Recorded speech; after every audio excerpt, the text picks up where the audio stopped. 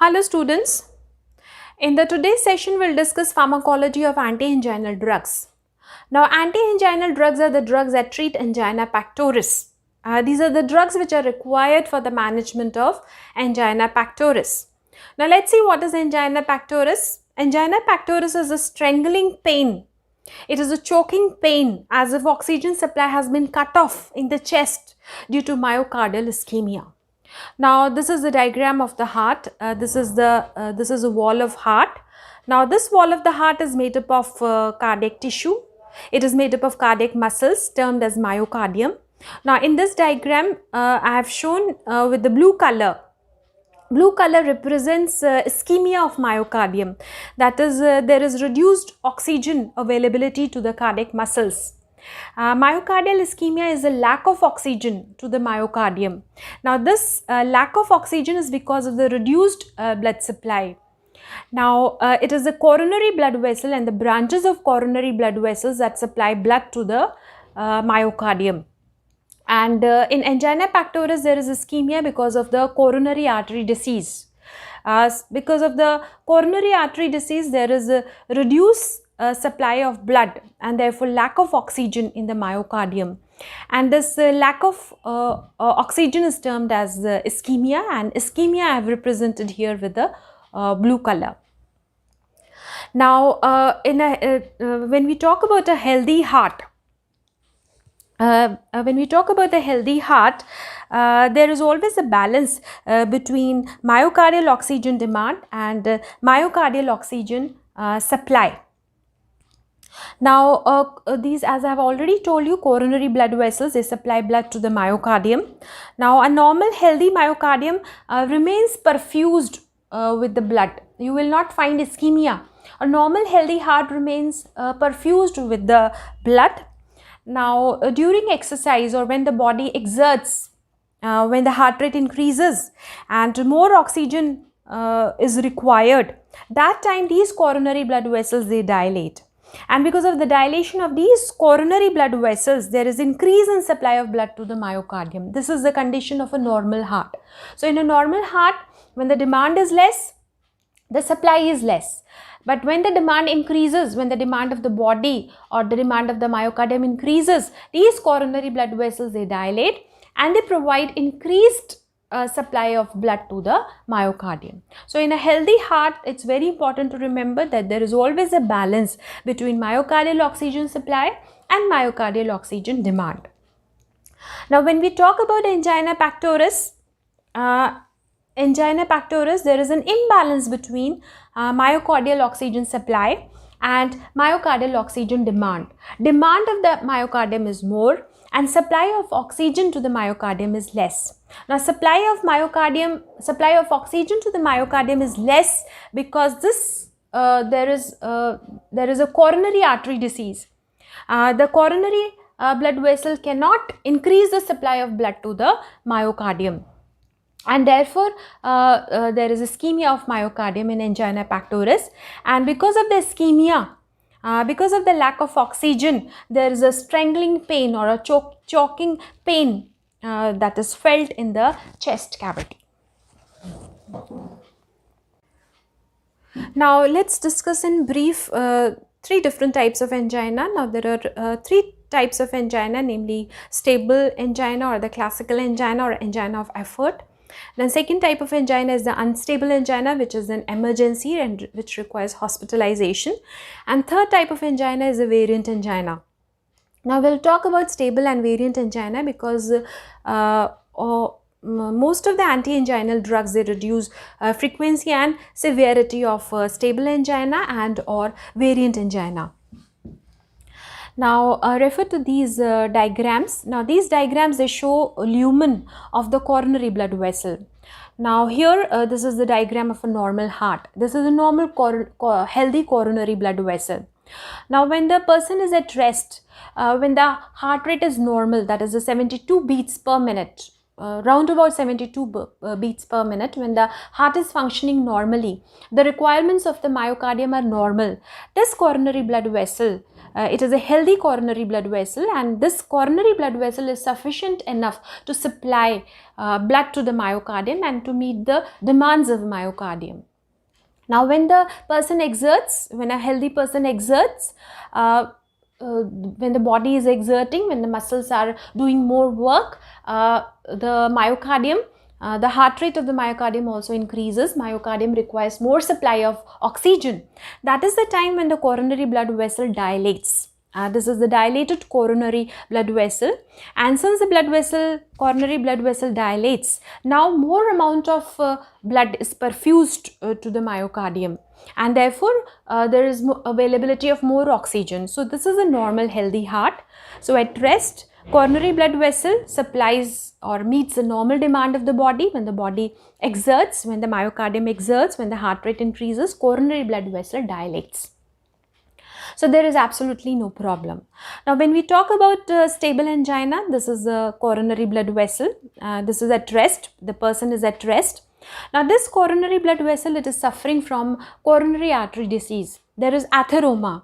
There is cholesterol, fatty cholesterol deposit. Now this fatty cholesterol deposit, as we can see, it blocks the diameter or it produces a blockage in the lumen of coronary blood vessel. So this coronary blood vessel is not able to supply normal volume of blood to the myocardium.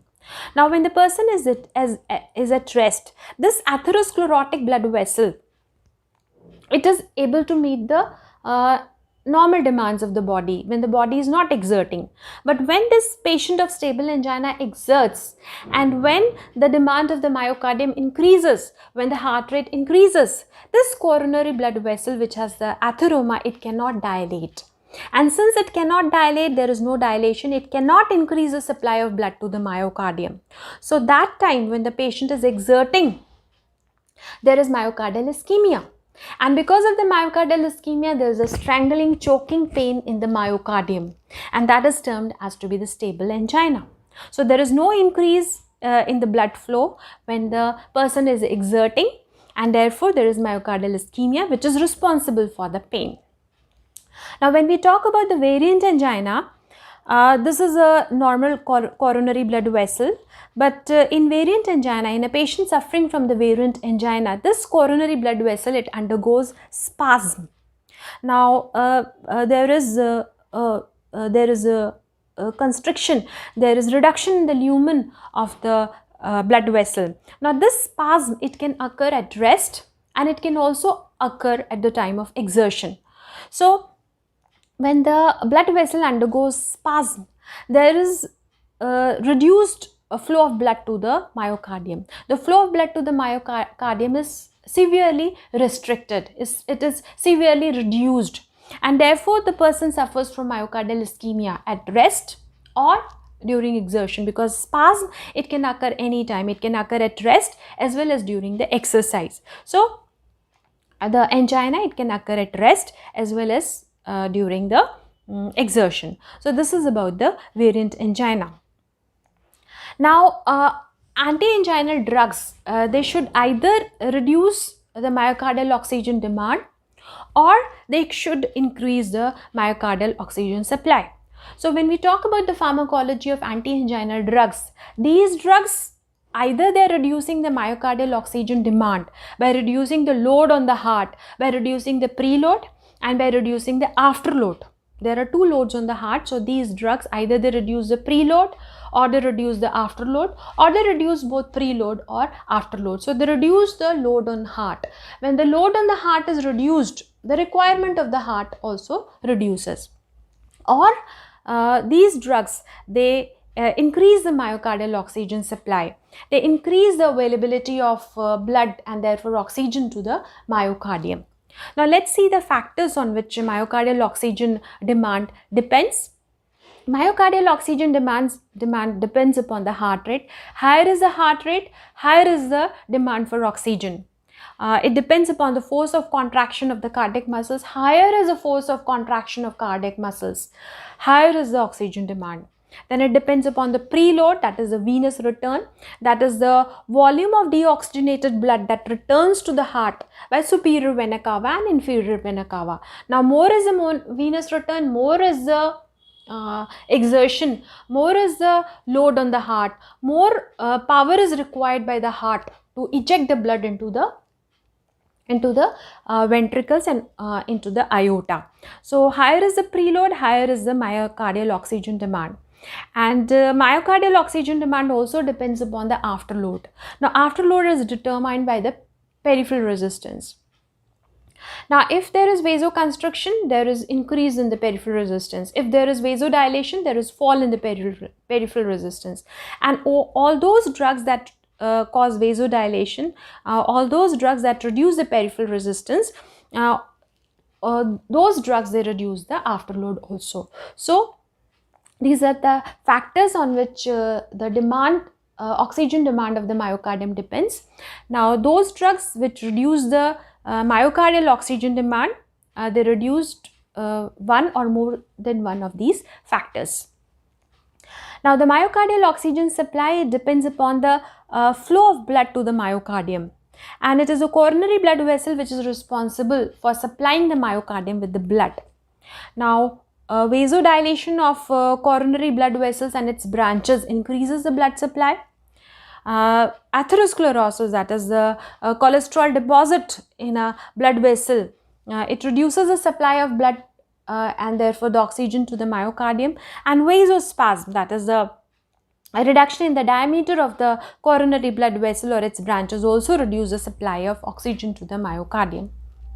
Anti-anginal drugs, either they should reduce the myocardial oxygen demand, or they should increase the supply of oxygen to the myocardium. Now this is the classification of anti-anginal drugs. Now first category of drugs are the nitrates. Nitrates can be short acting and long acting. Now nitrates are basically responsible for vasodilation. Short acting nitrates include glyceryl trinitrate or the nitroglycerine, and long acting nitrates are isosorbide dinitrate, isosorbide mononitrate, erythritol tetranitrate. Second category of drugs are the beta blockers. Beta blockers are the drugs which reduce the heart rate, which reduces the force of contraction of the cardiac muscles. They reduce the load on the heart. For example, propranolol, metoprolol, atenolol. Next category of anti-anginal drugs are the calcium channel blockers. Under the calcium channel blockers, we have dihydropyridines and non-dihydropyridines. Dihydropyridines are selective for the blood vessels. For example, we have nifedipine, felodipine, amlodipine, nitrendipine. These drugs, they basically produce vasodilation, and by dilating the coronary blood vessels, this increases supply of blood to the myocardium, and by causing dilation of the arterioles, they reduce the peripheral resistance, they reduce the afterload on the heart. Under the non-dihydropyridines, we have verapamil and diltiazem.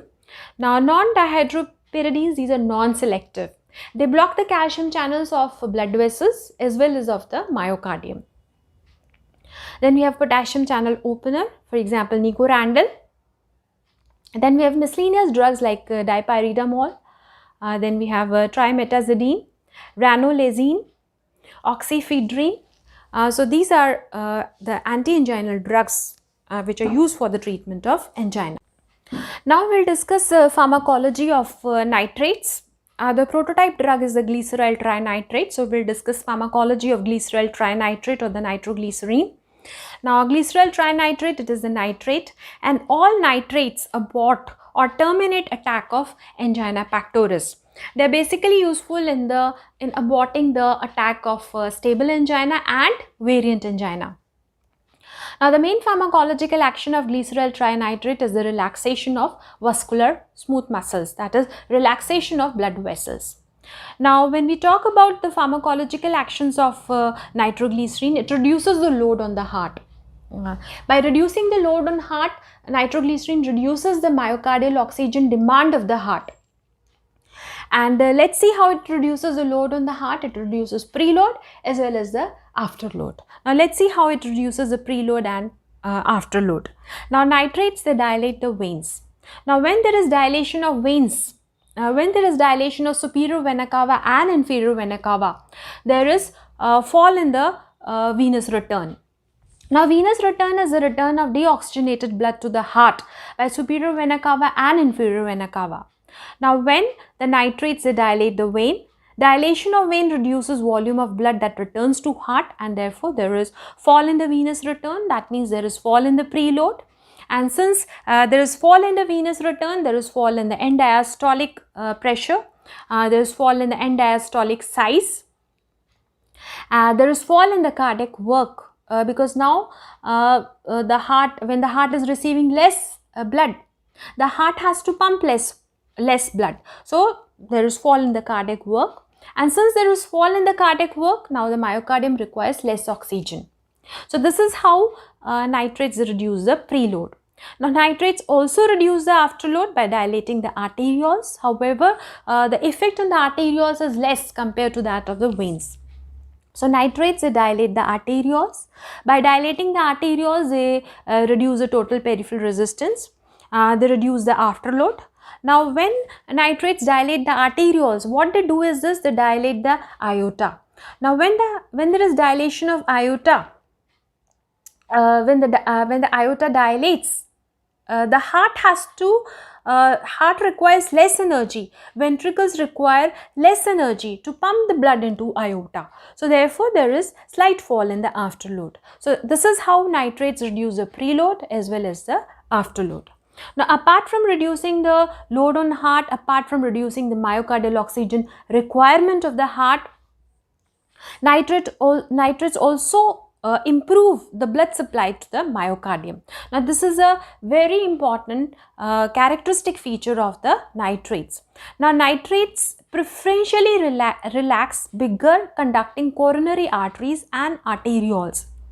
There is favorable redistribution of blood flow to the ischemic areas. That means nitrates preferentially dilate blood vessels in the ischemic area. This is a very important property of nitrates which is not seen with the other drugs. And preferential dilation of blood vessels in the ischemic area reduces the myocardial ischemia. In the non-ischemic zones, blood flow does not increase. The blood flow preferentially increase in the area of ischemia. Now this slide discusses the mechanism of action of nitrates.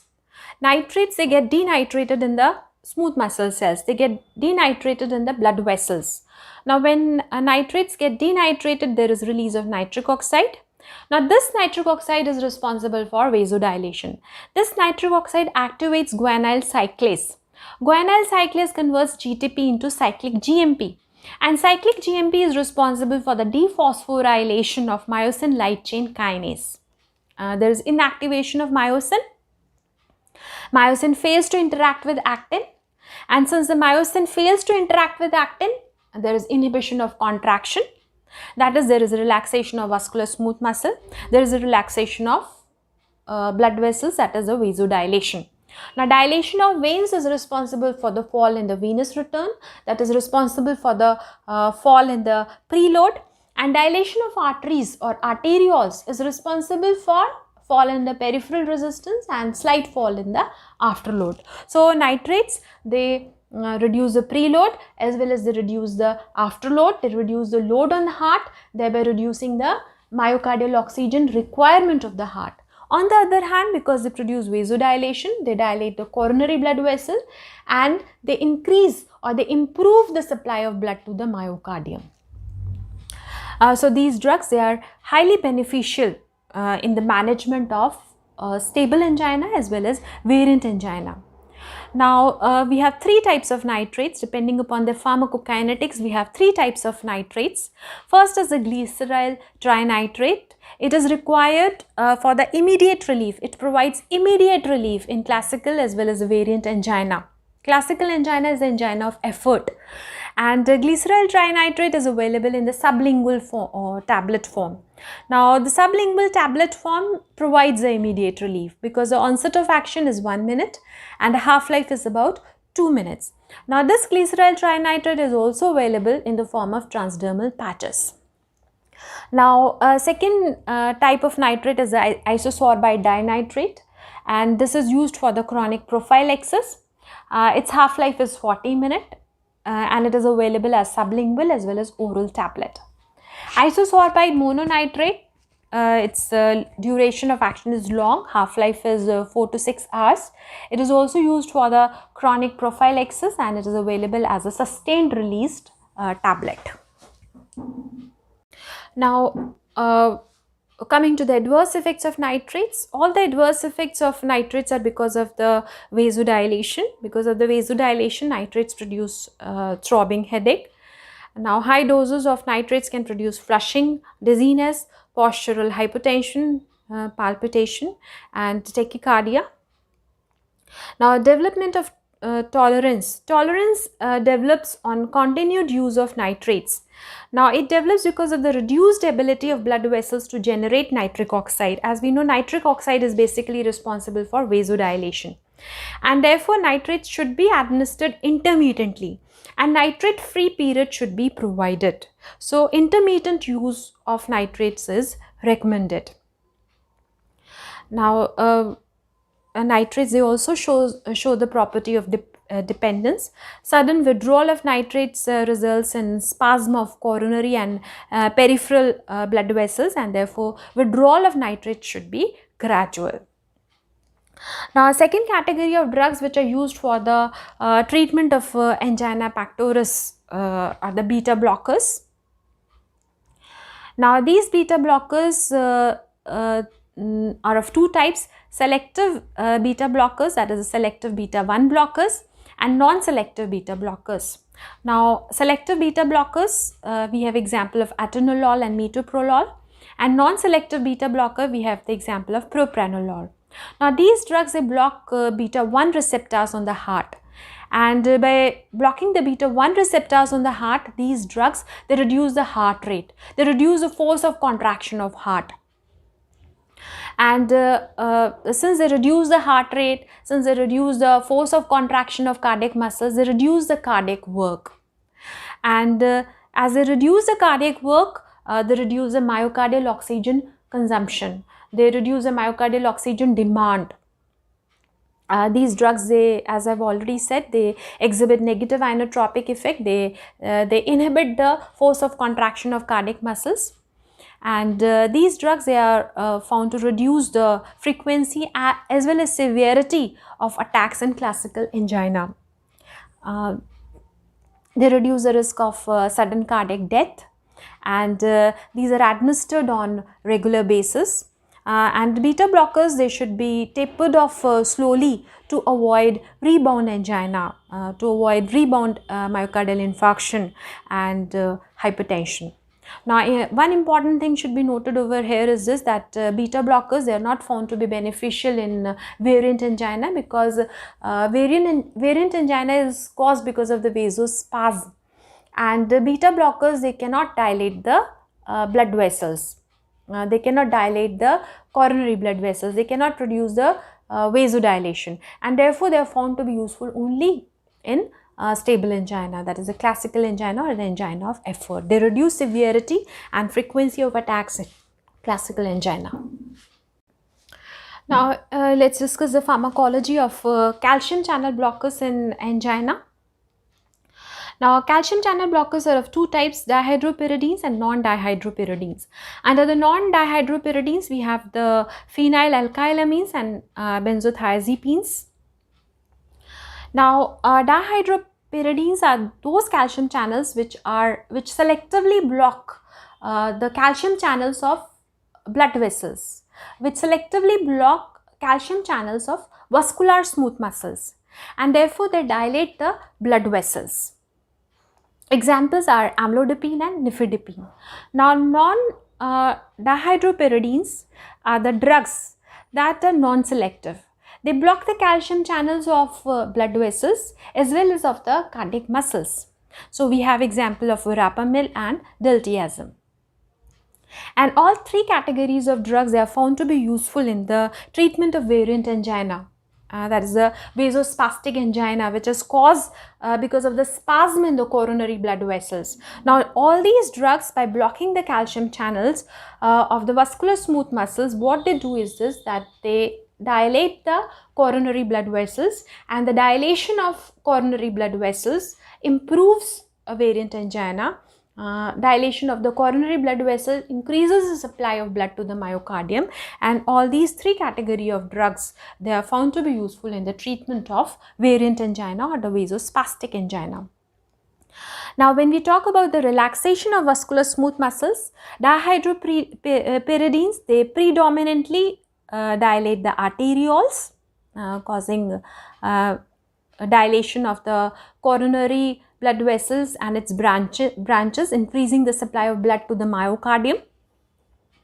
Now, verapamil, it also dilates the arterioles, but lesser compared to the dihydropyridines, and benzodiazepines, you also dilate the arterioles, but the action is weaker compared to amlodipine and verapamil. Now, next is the negative inotropic effect, that is fall in the force of contraction of the cardiac muscles. Dihydropyridines, they have negligible effect because they are selective for the blood vessels. So, negligible effect at therapeutic doses. Now, when we talk about non-dihydropyridines, they are non-selective. They block calcium channels of cardiac muscles also. So, verapamil exhibit prominent negative inotropic effect. It reduces the force of contraction of the cardiac muscles, whereas diltiazem, it exhibits a modest negative inotropic effect. Now, next is the chronotropic effect, negative chronotropic effect, that is a fall or fall in the heart rate. Now, dihydropyridines, no chronotropic effect, they do not reduce the heart rate, they do not inhibit the heart rate. Now, verapamil, it reduces the heart rate, it exhibits negative chronotropic effect.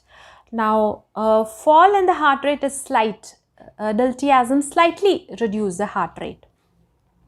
The next is the negative dronotropic effect, that is the negative dronotropic effect refers to the inhibition of conduction, fall in the conduction velocity. Dihydropyridine drugs like amlodipine and nifedipine, since they are selective for the blood vessels, they have no effect on the cardiac muscles, they exhibit no dromotropic effect. Verapamil, it slows down the AV conduction. Diltiazem also reduces the AV conduction, that is the atrioventricular conduction. Now, adverse effects of dihydropyridines is basically because of the dilation of arterioles induced by the dihydropyridines. The adverse effects are palpitation, flushing, ankle edema, hypotension, headache, drowsiness and nausea. Verapamil exhibits nausea, constipation and bradycardia. The profile of side effects produced by diltiazem is similar to that of verapamil, but the severity of side effects is less. So, it produces mild nausea, a mild constipation and mild bradycardia, and all three categories of drugs, they are found to be beneficial in the management of variant angina because they dilate the coronary blood vessel, they increase the supply of blood to the myocardium. Now, we will talk about the pharmacology of potassium channel openers in angina pectoris. The drug we are going to talk about is nicorandil. Now, nicorandil mechanism of action is similar to that of nitrates, but these drugs are not used as a primary drug in the treatment of angina pectoris because efficacy and long-term effects of nicorandil are not well established. Now, nicorandil exhibits dual mechanism of action. On one side, it exhibits nitrate-like action. In the blood vessels, it gets denitrated. There is release of nitric oxide, and nitric oxide we know increases the cyclic GMP. An increase in cyclic GMP is responsible for the inhibition of contraction and produces the vasodilation. And the nitric oxide produces preferential dilation of veins compared to the arterioles, and therefore this dilation of veins reduces the preload, whereas dilation of arterioles reduces the afterload. Now on the other hand, nicorandil opens the ATP sensitive potassium channels. In order to understand this action of nicorandil, you must understand the mechanism of action potential in the cardiac tissue, in the myocardium. You must refer to the YouTube on the generation and conduction of action potential in the cardiac cells, in the cardiac myocardium. So nicorandil, it opens the ATP sensitive potassium channels. Now because of the opening of ATP sensitive potassium channels, there is efflux of the potassium. Potassium moves out of the cell, and since the potassium moves out of the cells, there is hyperpolarization. There is hyperpolarization of vascular smooth muscles, and this hyperpolarization is responsible for vasodilation. So nicorandil produces vasodilation. Since it is causing release of nitric oxide, it causes preferential dilation of veins. Because of the preferential dilation of veins, there is a fall in the venous returns, which results in fall in the preload. Dilation of arterioles is responsible for the fall in the afterload. So it reduces the load on the heart, and therefore it reduces the myocardial oxygen demand. And since it is a potent vasodilator, it causes dilation of both epicardial conducting vessels and deeper resistance vessels. And because of the dilation of coronary blood vessels, there is increase in the myocardial oxygen supply. And nicorandil, it is not used as a first line therapy, it is used as an alternative anti-anginal drug. As I have already told you that the efficacy and long-term effects of nicorandil are not well established. So this is all about the pharmacology of anti-anginal drugs, and thanks for watching the video, and hope you must have liked this session on pharmacology of anti-anginal drugs.